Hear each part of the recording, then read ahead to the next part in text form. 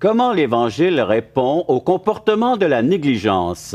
Voilà le thème que nous aborderons aujourd'hui à l'émission La parole vivante.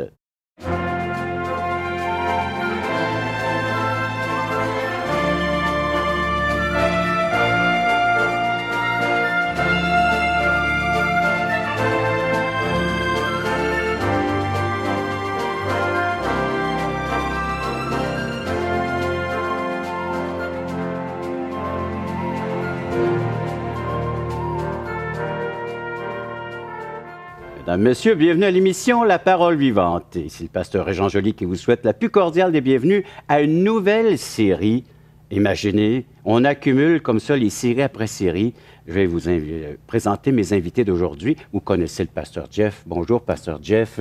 Bienvenue à l'émission La Parole Vivante. Oui. Et le pasteur Simon Ouellette. Bienvenue, Simon. Bonjour. Les habitués, vous les avez vus. Jeff, vous le connaissez, on fait les séries ensemble. Et Simon, de temps à autre, on faisait quelques séries. Oui. Les à côté, là, puis on avait abordé des prophéties, on avait abordé des thèmes comme l'Église. Et là, tu te joins à nous maintenant pour faire ces études, ces suivis d'études, entre autres le livre des Actes, chapitre 6. C'est là que nous en sommes rendus. Alors, vous allez pouvoir aller sur nos sites Internet et regarder toutes les émissions précédentes. Il y a eu l'Évangile de Jean qu'on a fait ensemble. Jeff, il y avait Jean-Pierre Cloutier, il y avait le pasteur Roland aussi qui était avec nous au tout début. Ensuite, bien là, on a débuté le livre des Actes. Et merci, Simon, de te joindre à nous pour nous apporter donc des renseignements utiles et agréables concernant ces textes.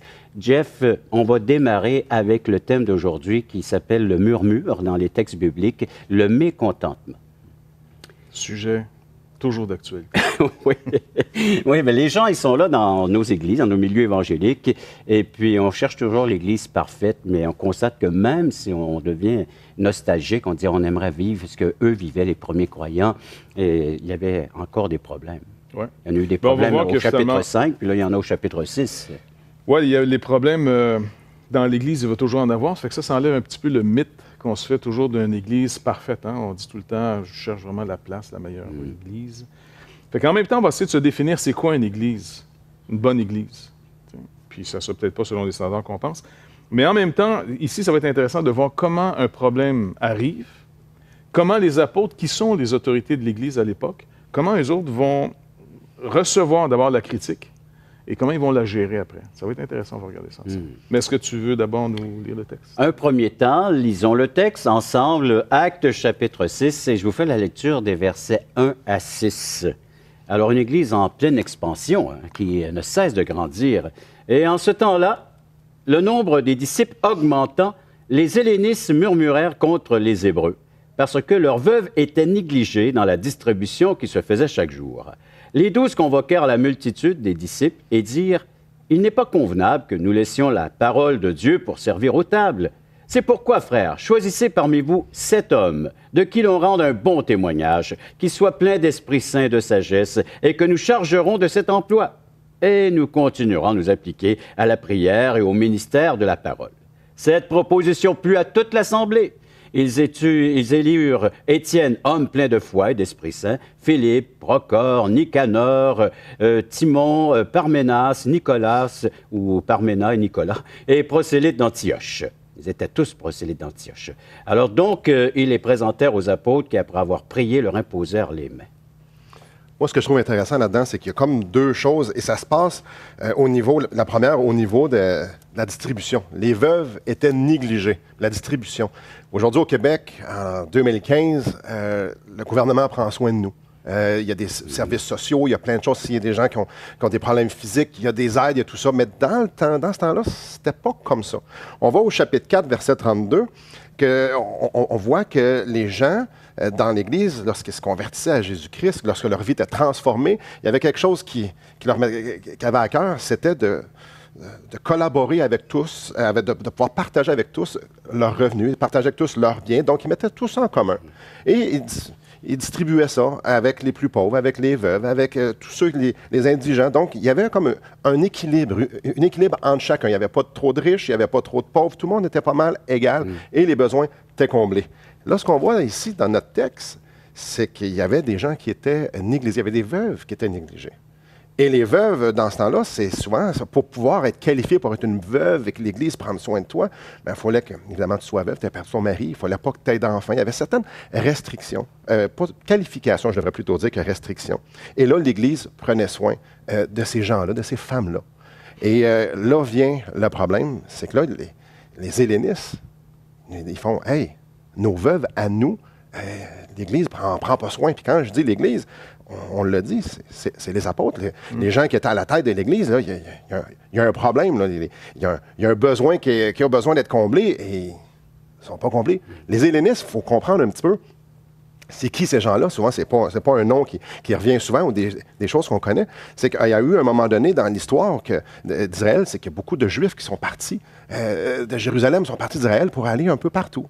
Et pour aller un peu partout dans les pays avoisinants. Et eux, ils ont trempé dans la culture grecque parce que c'était un empire, tout ça. Donc, et là, ça a changé les Romains. Mais la culture grecque est restée. C'était la culture du temps. Et les hellénistes, c'est ces Juifs-là.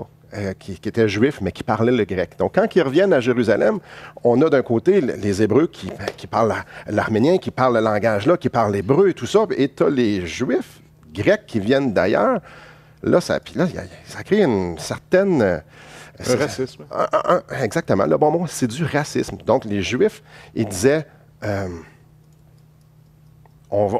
eux, c'est comme un second ordre des Juifs. Puis les hellénistes disaient, hey, t'as peu, nous, on est chrétiens, nous autres aussi. Là. Puis nous autres aussi, on a le droit à avoir ces biens-là. On a le droit, nous autres aussi, que nos besoins soient comblés. Pour qu'on est supposé de faire une grande famille, parce que c'est ça, l'Église. Une grande famille. Donc, c'est un peu ça, la toile de fond dans cette histoire-là qu'on a dans Actes, chapitre 6. Merci beaucoup, Simon, de nous avoir mis la table comme ça et placé les éléments qui... devant nous, d'expliquer ce que c'est un helléniste, une véritable veuve dans le temps, dans le contexte culturel aussi.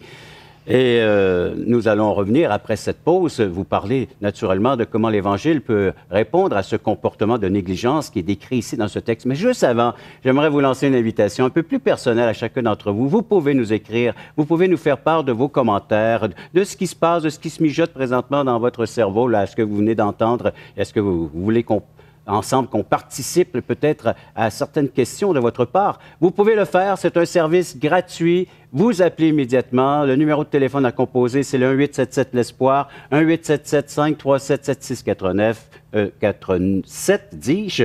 Voilà. Heureusement que j'ai un aide-mémoire. Et puis, vous pouvez nous écrire via nos sites espoir.ca, touchrétien.com. Donc, après la pause, on regarde et on répond à cette question. Comment l'Évangile peut répondre à ce comportement de la négligence?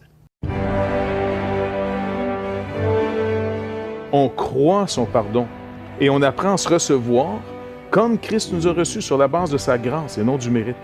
Et donc ça, c'est l'Église au point de départ.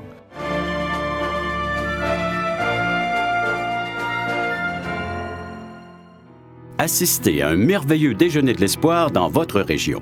Un invité vous racontera comment Dieu a transformé sa vie et comment son cœur, souffrant, a trouvé une joie indicible en développant une relation personnelle et intime avec Dieu et son Fils Jésus-Christ. Des églises locales organisent de tels déjeuners dans plusieurs régions du Québec. Découvrez où et quand vous pouvez assister à un déjeuner de l'espoir dans votre région en visitant le site espoir.ca et en cliquant sur l'onglet « Déjeuner ».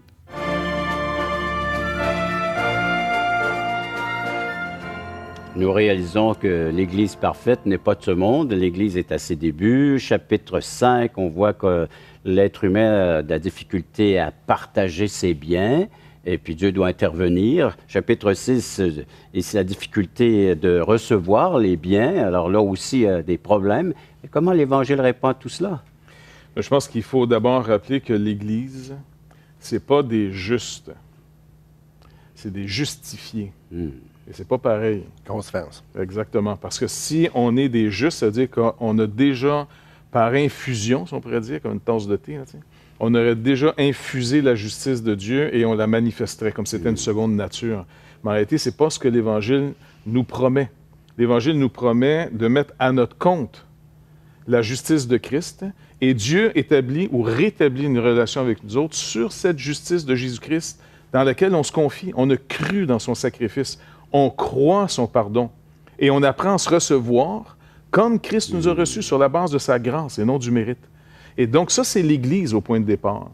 Et trop souvent, on saute vite cette étape-là pour exiger de tous des fruits. Tu sais, on veut le fruit tout de suite. Ah ouais, il faut que ça change, puis repent. Tu comprends? Oui.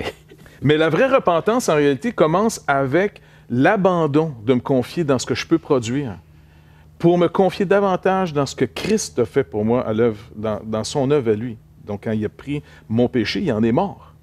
Il n'a jamais péché, mais il a pris le péché de ces gens-là. Il a pris notre péché. Il prend le péché de quiconque vient à lui, car le salaire du péché, c'est la mort. Christ, donc, prend notre péché, il en meurt. Et deuxièmement, à sa résurrection, qu'est-ce qu'il prouve? C'est que la dette a vraiment été payée, puisque notre péché qui a payé ne le retient plus, et il est rendu manifeste par ce sacrifice que ça a vraiment payé la dette en ressuscitant. Et en ressuscitant, il garantit qu'il ne nous laisse pas juste neutres, parce que même s'il nous avait juste pardonné, et puis il t'efface ta dette, bien ici déjà, les gars sont en dette à nouveau. Ils échouent. Ouais. Ils vont échouer, il y a un manque d'amour, il y a un manque de justice, là.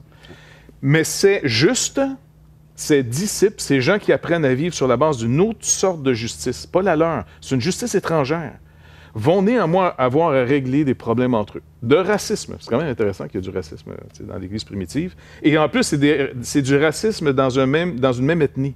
C'est des Juifs. Mais des Juifs nés à l'extérieur du pays, les hellénistes, on les qualifiait de Grecs, à la limite. Et puis les Hébreux, eux, qui étaient nés en Israël et qui parlaient, comme tu le rappelais, l'araméen. Et souvent, ça donnait une distinction en se pensant, je suis plus juif que toi, je suis plus proche de Dieu que toi, pour toutes sortes de raisons, que l'apôtre Paul, plus tard, va expliquer dans un épître, entre autres aux Philippiens, lorsqu'il dit « Ces choses étaient pour moi avant des gains ». Ma distinction, là, soit de ma race, soit de mon statut social ou même mes performances religieuses. Donc, on a une situation fantastique ici que les apôtres n'ont pas vu venir. Écoute, c'est impressionnant pareil. Ouais. Quand on regarde les apôtres, Pierre, Jean, Jacques et tout ça, ils l'ont manqué, celle-là. Ben oui. Quand on les regarde, on dit hey, eux autres, ils doivent être la coche, comme on dit. Non. Exactement. Non, ils se sont enfargés solides. Ben parce qu'écoute, ils sont concentrés sur annoncer l'Évangile à des gens qui viennent de partout. Puis tu expliquais tout à l'heure la situation. Il y a un autre élément qu'il faut rajouter, c'est des gens qui sont là pas normalement. En d'autres mots, là, c'est le fruit d'un réveil. Ça. À la Pentecôte, Exactement. ça fait déjà un petit bout de temps, là. À la Pentecôte, ces gens-là venaient pour 1 mois, 2 maximum à Jérusalem, puis tous les hellénistes, normalement, s'en retournaient chez eux. Là, ils reviennent. Mais là, même pas. Ils sont là. C'est ça. Depuis la Pentecôte, eux autres, ils partent plus. Ils restent parce que, attends, il n'y a pas d'autre église que celle-là à Jérusalem. Là. Donc, ils sont au pied des apôtres. Les apôtres se font à relais, finalement, quasiment du 6 jours, parce qu'ils respectent encore le Shabbat à l'époque. Ils sont encore pas mal dans une tradition juive. Mais ils sont au temple. Ils enseignent régulièrement les gens. Les gens dans les maisons continuent à s'édifier, partagent finalement un peu leurs besoins. Je sais pas, moi, si tu arrives, par exemple, de Chypre, et puis tu as planifié ton argent pour le temps que tu partais. Mais là, si ça fait 2 mois, 6 mois, 1 an que tu es là, quand tu arrives, tu as faim. plus de budget. C'est ça, il n'y a plus rien. Donc, les gens mettent un peu leur argent en commun pour s'aider. Et aussi, il n'y a pas de services sociaux à l'époque, comme tu le rappelais. Ouais. Donc, tout le monde s'occupait des leurs. Ce qui, en passant, je pense que le gouvernement est avait de nous remettre... Pas dire, écoutez, occupez de vos mères là, un peu, là. Et puis, ici, donc, ils s'occupent des uns des autres. L'Église se réorganise comme une grosse famille, quasiment comme un pays dans le pays. Un peuple dans le peuple. Oui. Une famille qui prend soin des siens. Exactement. Des siens. Ouais. Et parce que souvent, peut-être, certains d'entre eux, s'ils se convertissent à Christ, ils ont peut-être perdu leur famille aussi. Les gens qui se convertissent au Seigneur Jésus-Christ, qui ont vraiment une repentance, ils viennent de découvrir le trésor de l'œuvre de Jésus-Christ. C'est souvent mal compris, ça, dans nos familles aussi. Donc, l'Église redevient une nouvelle communauté dans la grande communauté. C'est le nouvel Israël, on pourrait dire, dans l'ancien Israël. C'est des Juifs qui ont vraiment compris le but de la nation d'Israël. L'accomplissement de la promesse faite à Abraham. Exactement. Et là, ici, bon, ben, ils vont avoir un défi. Mais ce qui est intéressant, c'est de voir comment les autorités vont entendre le murmure. Parce que le murmure, c'est de se plaindre, par exemple, si j'ai un problème avec Simon, je t'en parle à toi. Et puis, tu sais, je t'explique, tu sais, que vraiment... Là, à voix basse, tu viens me voir, là, puis... C'est du murmure. Oui. Eh bien, finalement, si je ne règle pas mon problème avec lui, puis je m'en vais en parler avec toi, c'est du murmure. Même si c'est vrai. Même si c'est vrai. Parce que là, c'est un vrai problème. Oui. Mais finalement, je ne m'en vais pas le régler à la bonne place. Mais inévitablement, si j'en parle à la Régent, tu vas en entendre parler plus tard, mais mal. Et puis là, tu peux le prendre mal. Oui. Maintenant, les apôtres ont pu finalement, comme beaucoup d'autorités dans l'Église, des fois, quand tu leur dis là, que ça va mal. Ou, écoute, pasteur, dans l'Église, ça murmure au sujet de telle situation. Tu as 2 réactions possibles. Tu te raidis pour dire c'est moi le patron aussi. Là. Et ça touche notre orgueil. C'est pas mal. T'es pas à la hauteur. Parce que moi, je suis toujours le dernier à connaître et à savoir les choses qui se passent ici dans l'Église. C'est ce qu'on va voir après la pause. Merci, Jeff, de nous rappeler qu'il y a une pause. Et la pause, c'est pour bien qu'on puisse prendre un temps, nous aussi, un peu, des fois, de se retoucher, mais une pause aussi pour que vous puissiez prendre le temps de noter le numéro de téléphone, 1-877 l'Espoir, 1-877-537-7647, ou un temps peut-être de noter quelque part, là, sur un bout de papier, espoir.ca, touchchrétien.com, les deux sites avec lesquels vous pouvez nous rejoindre, nous poser vos questions et vos commentaires. Donc, après la pause, on regarde quoi, là, tu as dit, Jeff? Une belle pause, ça, c'est une belle pause. On va se revoir après la pause.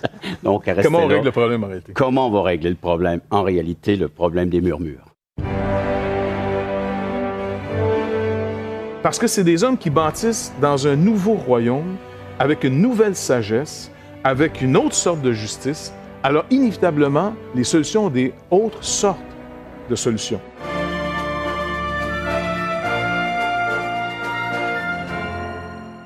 Voulez-vous combler le vide dans votre âme? Avez-vous soif d'une sérénité intérieure? La souffrance de votre cœur vous lasse-t-elle? Appelez dès maintenant pour recevoir gratuitement un évangile de Jean pour connaître l'amour de Dieu, un Nouveau Testament pour trouver des réponses à plusieurs de vos questions, le livre Destination finale pour comprendre la nécessité du salut et finalement la Bible et le salut qui nous explique comment recevoir Jésus. Contactez-nous à espoir.ca ou composez 1-877 l'Espoir.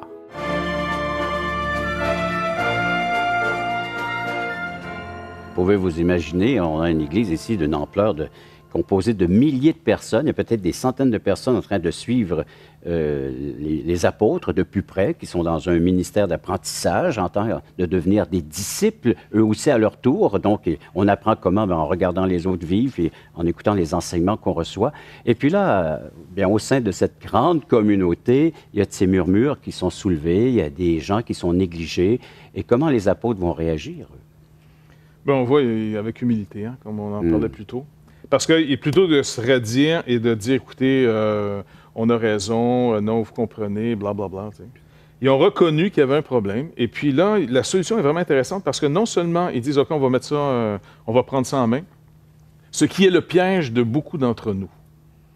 Et je me confesse. Prendre les choses en main. Prendre les choses en main puis abandonner souvent l'appel que tu as pour les effets secondaires de ton appel. Tu prêches l'Évangile, tu annonces finalement le conseil de Dieu, les gens viennent à l'Évangile, tu t'occupes d'eux autres. À un moment donné, là, ça grossit, ça se développe et ça amène des nouveaux problèmes. Tu sais, c'est le fun de voir du monde venir à l'Église, c'est vraiment plaisant, et hey, wow, du monde se convertisse. Mais un pasteur là, qui voit du monde se convertir est très content. Mais en même temps, sa charge de travail vient d'augmenter. Parce que c'est des nouveaux besoins, c'est des disciples à former, c'est des gens peut-être qui sont un peu poqués de la vie. Et ils vont inévitablement déstabiliser ton petit ordre que tu as établi. Parce que les gens prennent des petites habitudes dans l'Église. Ouais. Imaginez que quelqu'un, regarde, c'est bien simple. Beaucoup de gens s'installent rapidement. On est des aides de route Sénat. Tu rentres dans une église, souvent tu peux savoir, OK, un tel n'est pas là, pas là, pas là. Et puis oui, les autres sont là, parfait. Pourquoi? Parce que les gens aiment s'asseoir toujours aux mêmes places. Oui. Mais imagine, tu as des nouveaux qui arrivent, puis ils s'assoient à la place de madame une telle. C'est-tu déstabilisant? Là, mais il est à ma place. Et c'est un helléniste. Oui. C'est dérangeant. C'est pas quelqu'un, on le connaît pas. Il parle pas comme moi. Non, puis peut-être que la personne arrive du monde fatiguée un peu, tu comprends? Et puis, avec, de la pas sueur, le même genre d'odeur. C'est ça. Et puis là, ici, les apôtres, plutôt que de se raidir, de dire, ouais, on perd contrôle, on veut plus de contrôle, ils vont au contraire faire quelque chose d'incroyable. Parce que c'est des hommes qui bâtissent dans un nouveau royaume, avec une nouvelle sagesse, avec une autre sorte de justice. Alors, inévitablement, les solutions ont des autres sortes de solutions. Ouais. Et l'humilité précède toujours la gloire, comme les Écritures disent. Donc, ce qu'ils vont faire, c'est qu'ils vont dire, écoutez, vous avez raison. Vous avez raison, on a négligé vos veuves, pardonnez-nous. Maintenant, vous allez vous choisir 7 hommes remplis du Saint-Esprit de sagesse. Mais parmi vous, les hellénistes qui ont été finalement bafoués dans leurs droits.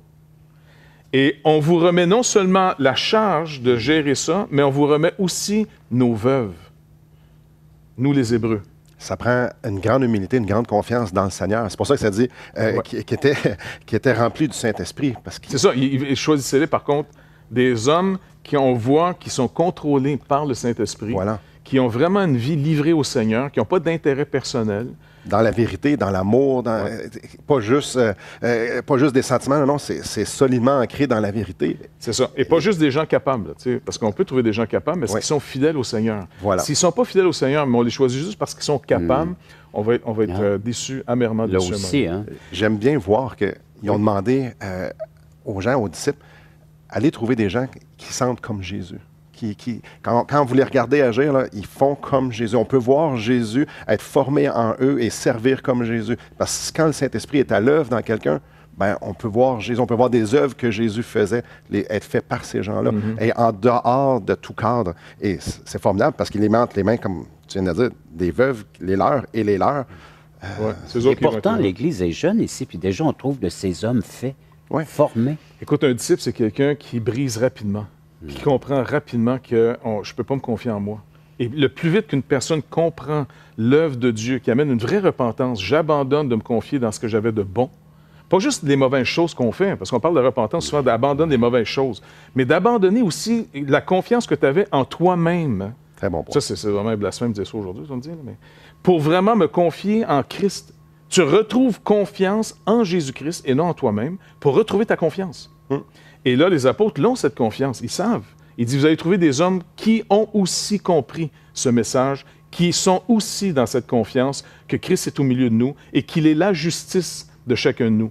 Et c'est dans ce sens-là. Et pour peut-être en développer plus tout à l'heure, mais ils n'ont pas abandonné leur première tâche. Ils n'ont pas abandonné leur premier amour. Ils n'ont pas abandonné le vrai travail qu'ils doivent faire, prêcher la parole et rester en communion avec le Seigneur par la prière. Et ils ont délégué maintenant les effets secondaires de ce succès, parce que ça grossit.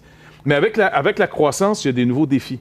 Mais encore une fois, comme beaucoup d'œuvres, malheureusement, qui se abandonnent l'appel qui était d'abord d'annoncer la bonne nouvelle au monde, il y a des résultats. Les gens disent, OK, il faut être concret, il faut s'occuper des gens, on n'annonce plus l'Évangile, ou souvent des œuvres se font acheter comme ça. Écoutez, on va vous aider, on va vous subventionner, faites un bon travail, mais plus de Jésus là-dedans, OK? Et là, il faut dire Les non. œuvres humanitaires.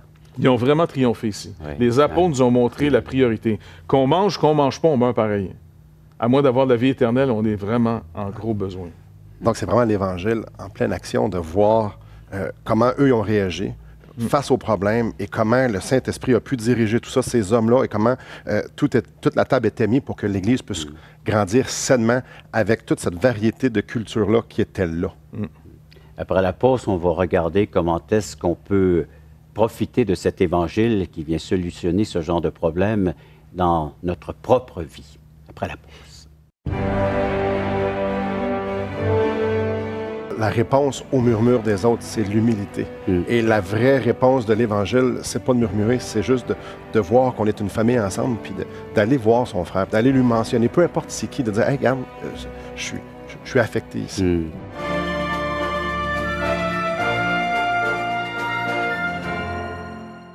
Espoirpourlecoeur.org aborde des problèmes que tous peuvent rencontrer un jour. Solitude, culpabilité, manipulation, rébellion et adultère. Chaque problème est clairement défini avec ses symptômes et ses caractéristiques. Des pistes de solutions sont données. Le but du site espoirpourlecoeur.org est d'encourager les chrétiens à s'entraider. Pour participer à l'une de nos conférences, consultez notre site espoirpourlecoeur.org.